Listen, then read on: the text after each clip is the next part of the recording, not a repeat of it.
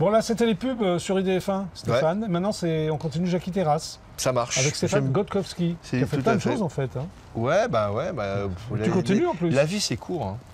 J'aime bien quand tu dis ça, c'est très philosophique. Ouais, non, mais tu as besoin de... Moi, je trouve qu'il y a 24 heures, des fois, je pense que ça suffit pas. Ça suffit pas? J'ai besoin de plus d'heures de sommeil, je le regrette, parce que du coup, j'arrive pas à tout faire. De toute façon, tu t'ennuies quand tu dors, non? Non, je suis très productif la nuit.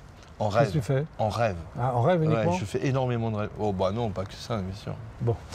Nous poursuivons, Stéphane. Oui, non, mais on peut parler des rêves, c'est bien aussi. Alors, tu as été comédien dans Souterrain comme au ciel, c'est ça? Ouais, c'est quoi ça déjà? Je sais pas, j'ai marqué.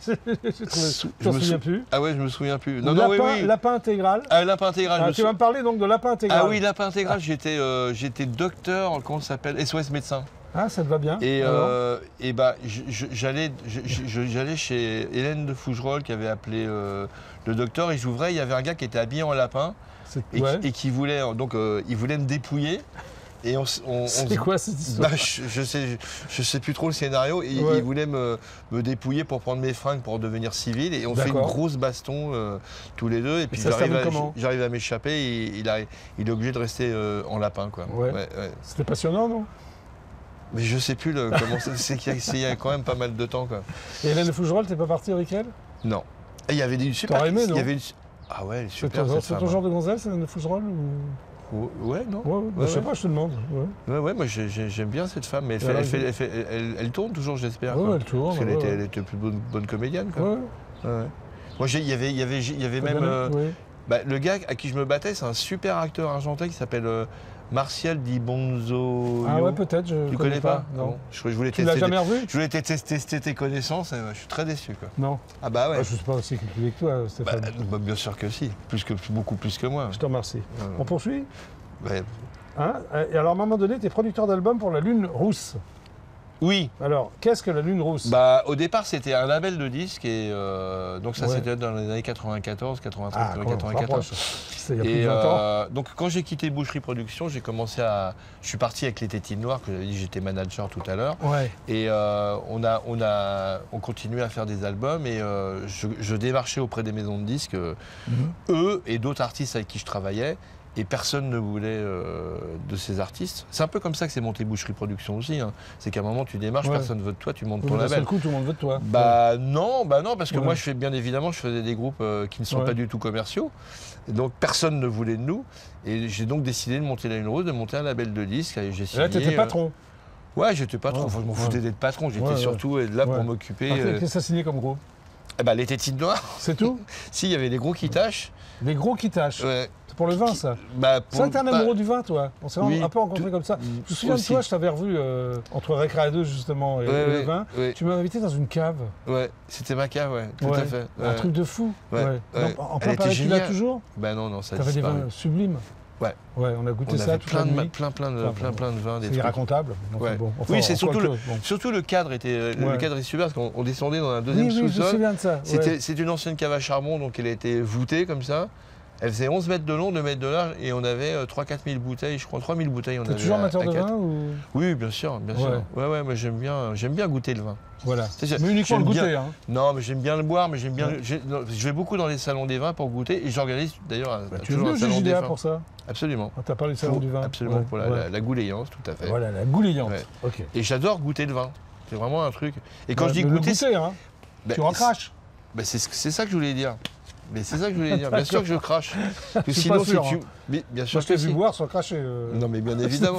Mais ça, c'est pas quand tu goûtes. On parle du vin. Hein. Oui, mais quand tu goûtes. Mais c'est quand tu m'as vu boire, tu m'as pas vu goûter. Voilà, c'est ça. Donc quand tu bois, tu goûtes pas, tu t'en fous. Quand je bois, je bois. Quand je goûte, je goûte. D'accord, ok. Parfait. Alors, à un moment donné, donc, je ne sais pas si tu as organisé, enfin, tu étais chanteur, présentateur du bal de l'Élysée-Montmartre. Oui, ça c'est dans 10 ans. Ça, c'est après avoir fait ce label de disques qui n'a pas vraiment marché, mais alors, la Lune Rousse est restée. C'était quoi ce bal, alors? Et en 95, bal de l'Élysée-Montmartre. On décide de... toujours avec les Tétines Noires, et j'ai essayé de les caser à droite, à gauche, et puis j'arrive un jour... alors, je les casais pour trouver un peu de boulot, pour qu'ils aillent tracter pour l'Élysée-Montmartre, pour la boîte s'appelait Garance, s'occupait de l'Élysée-Montmartre. Et je sais pas, j'ai eu une espèce de flash en discutant avec le patron, et je lui dis, mais pourquoi tu fais pas un bal à l'Élysée-Montmartre? Il me dit, bah, j'essaie de monter un bal. C'est sympa, ça. Et direct, moi, je lui dis, écoute, je te monte un groupe si tu veux, donc avec tous les copains et tout ça. Le groupe s'appelait comment? Alors, au début, on cherchait un nom. Il s'est appelé très rapidement le Grand Orchestre de l'Élysée-Montmartre, ce qu'il faisait le Golem. Ah, le Golem, d'accord. Le Grand Orchestre de l'Élysée-Montmartre. Ouais. Et donc, c'était des anciens copains de l'époque de l'alternatif et tout ça, qui avaient donc une culture punk et une culture du patrimoine, oui, exactement, de la chanson française. Et on a monté un répertoire un peu avec une dérision du bal. Mais on a monté un répertoire qui allait de la musette au punk, en passant par la disco. Quand même. Oui, mais bien évidemment, tu vas dans les costumes, les attitudes, la tchatch, les détournements de phrases. T'as des images de ça, là, non? Oui. Alors j'ai des images de l'après Élysée-Montmartre, c'est-à-dire que avec les émanations, donc ce groupe qui est devenu qui s'appelle comment finalement? Maintenant qui s'appelle toujours, puisque c'est ce qui tourne maintenant, qui s'appelle le Petit Orchestre Parisien. Bon, on va regarder alors. Bien sûr. Le Petit Orchestre Parisien. C'est parti.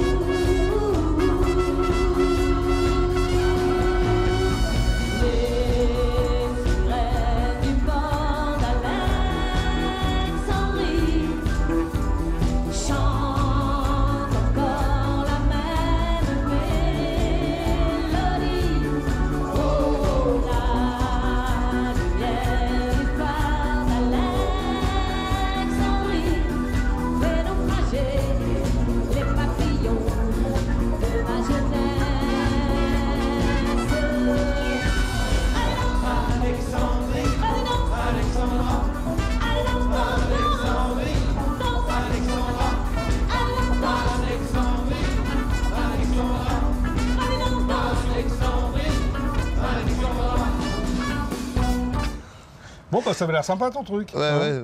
Vous tournez encore avec ce groupe?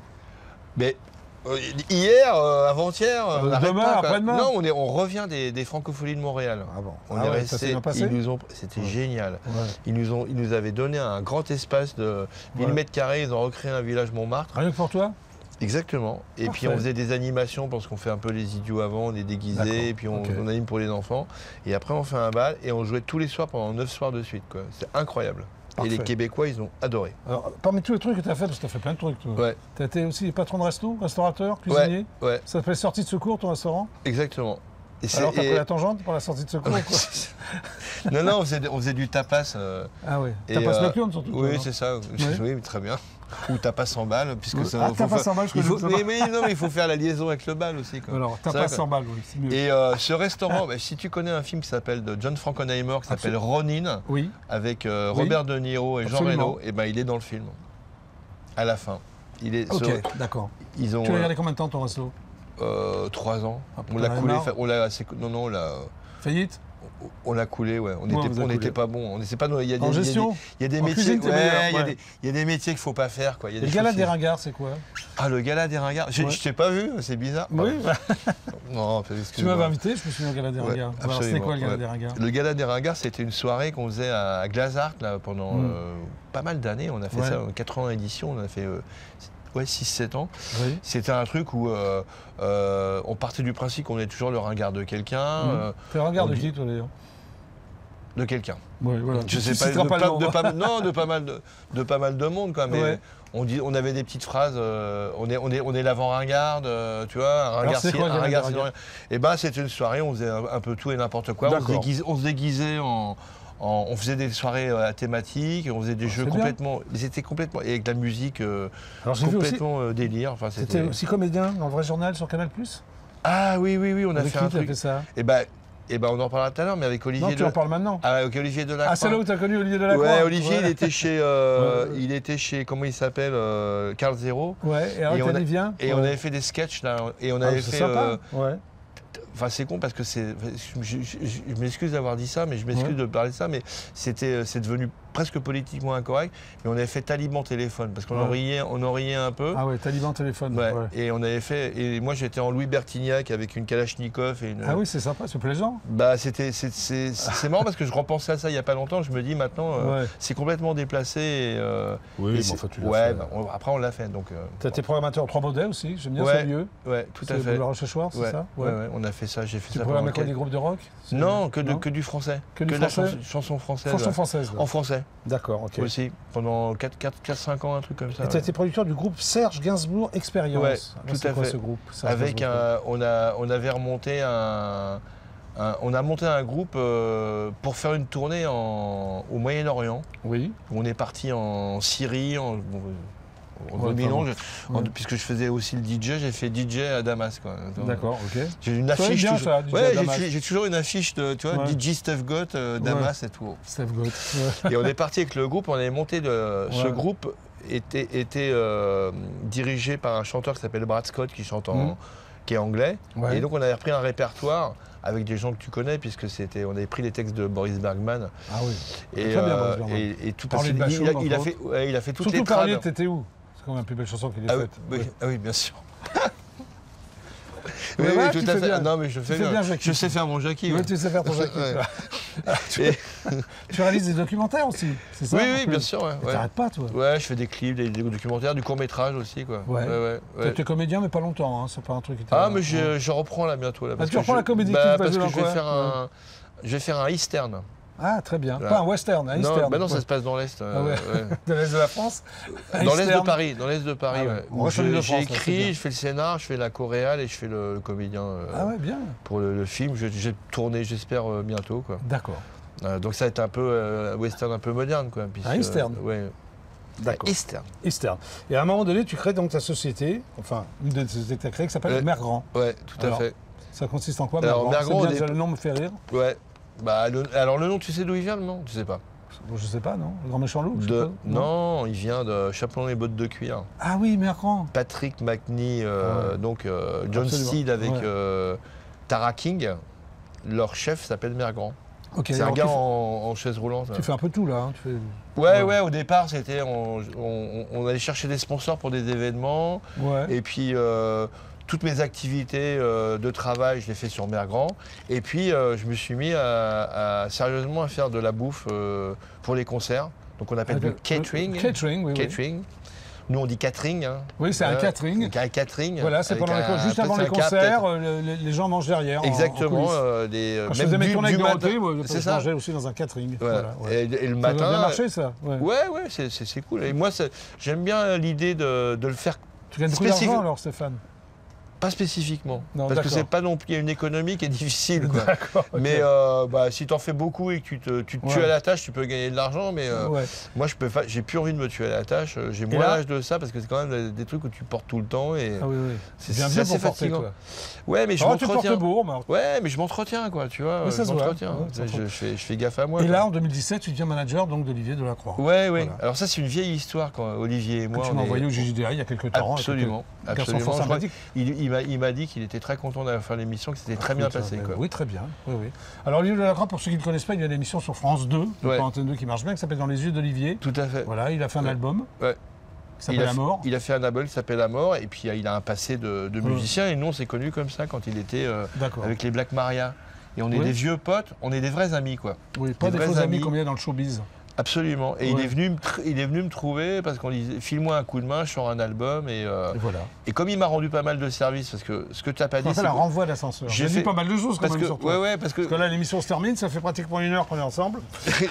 Non, mais parce que tu sais, avec lui, ce qu'on a fait, on a fait une émission qui s'appelait Les Hyènes sur France 2 où j'étais animateur. Les Hyènes? Ouais, les Hyènes. Et j'ai peut-être oublié de le mettre dans mon CV. Mais... Ah oui, tu l'as pas mis ça. Tu étais animateur? Ouais, j'étais animateur sur France 2 pendant 6 mois. Bah, on était habillés en Men in Black et on allait faire chier des people, des VIP, des politiques et tout ça. Ouais, on les emmerdait, quoi. Ouais. Et lui, il était producteur exécutif de cette émission. Il m'avait branché. Non, on s'est connus avant, mais on se rendait service comme ça, tu vois. Donc, et là, tu as dit, allez, je m'occupe de toi. Bah, je lui ai dit oui, je pouvais pas lui refuser, quoi. Donc on bosse ensemble. Et puis, c'est le début d'une aventure. Hein. Nous, on n'a pas fini. Hein. Parce que l'album, il est sorti au mois de mars. Et là, on va faire des tournées. Tu as quelle chanson, là? Avec Mon Étoile. Mon Étoile, qui est le dernier clip qu'il a fait. Étoile. Ouais, qui est super beau. Très super parce que tu es son manager. Non, parce que oui, entre autres, mais c'est une très belle chanson. Ben, on va la regarder. Ah, quand même. Olivier Delacroix. Merci. Mon Étoile. J'ai tout laissé derrière. Respire et pris le temps. Les veines à ciel ouvert, souvent je reste à l'arrière. J'ai laissé des prières, t'es haut placé devant. Sauter d'anniversaire tout le temps, je reste à l'arrière. Je maîtrise maintenant.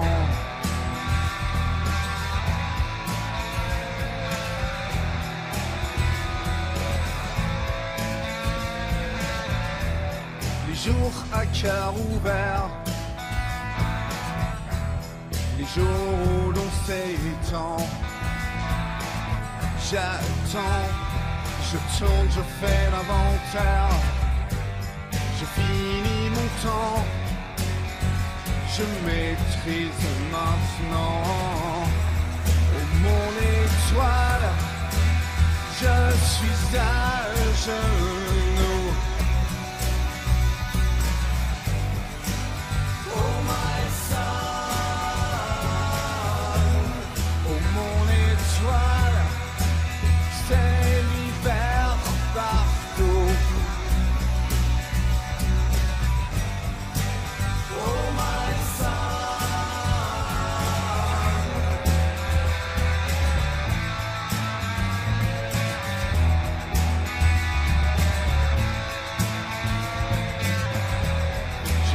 Laissé derrière, inspiré, je descends, le ventre moitié par terre. Souvent, je prends un peu l'air, la tête à découvert. Théo est là devant. J'attends, je reste petit locataire. Je finis, je mens. C'est comme ça maintenant. Oh mon étoile, je suis à genoux. Oh my son, oh mon étoile, c'est l'hiver partout. Oh my